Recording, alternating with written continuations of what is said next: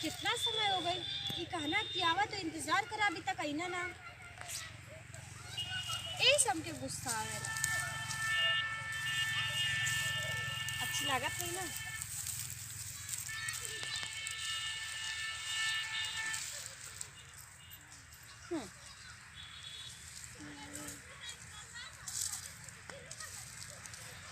अच्छी तो लागत है।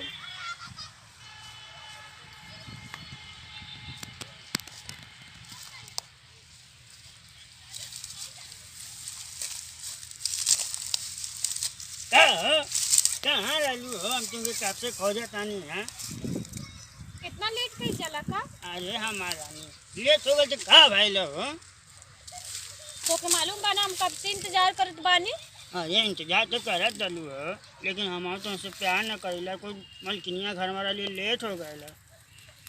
ये जी हाँ ठीक से आ गई नहीं है ना? अरे एकदम ठीक से आ गई नहीं हो। खाना वाना खाई है? हाँ खाना वाना खा गई नहीं। तो खा भाई नहीं तो हमरो खियाल बा।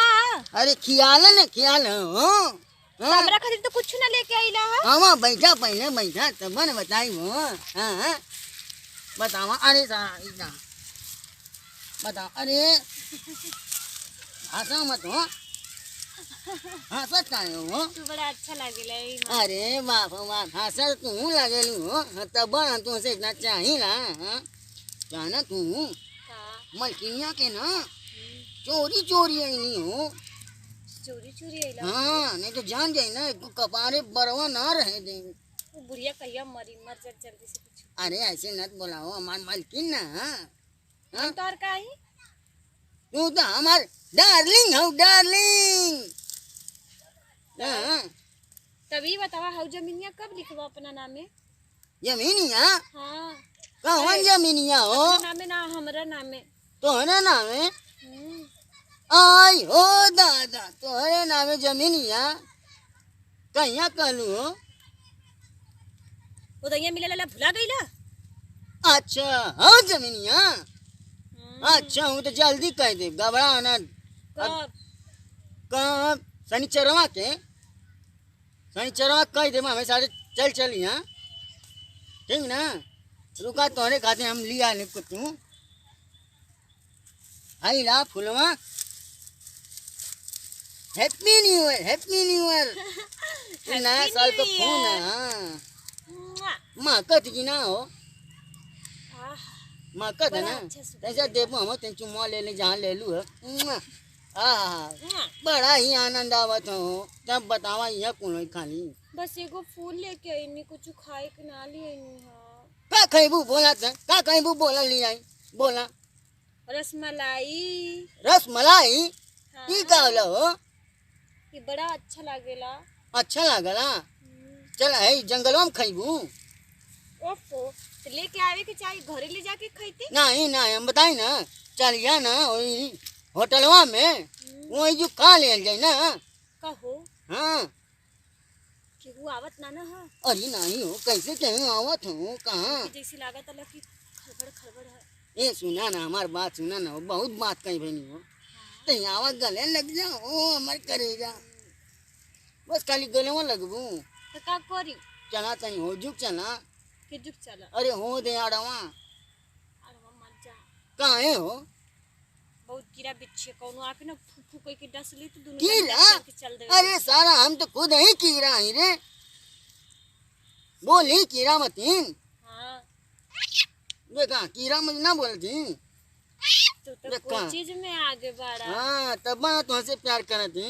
हाँ हाँ चला चलेगा ना। हाँ चला चला।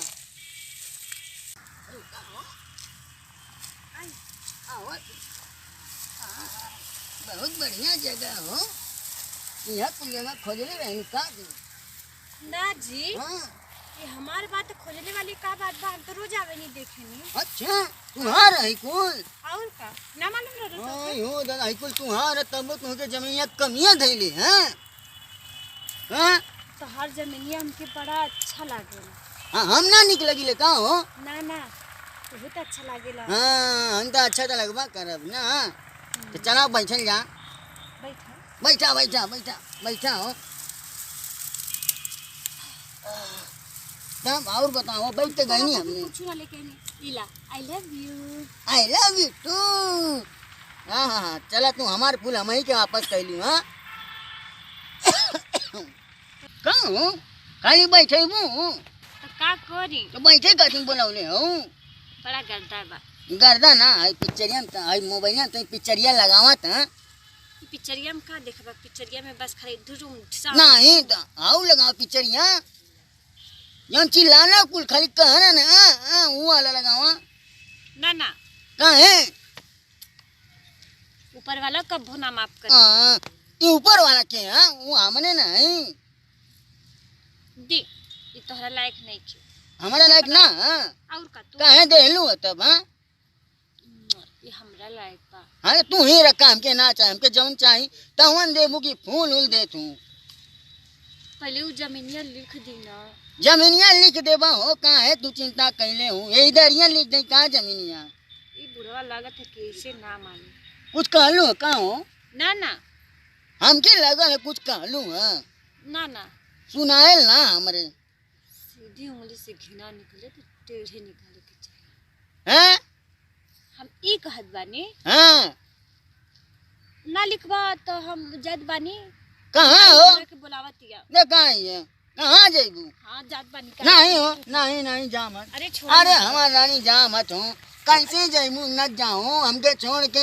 मलकी आवत नहीं हमार मलकिन उलकिन ये समय ना लो देखी कहाँ हो कहाँ तार मलकी आवत जा कहाँ मलकिन आती है। नहीं ना झूठ नहीं बोला मत हमके छोड़ के जाओ।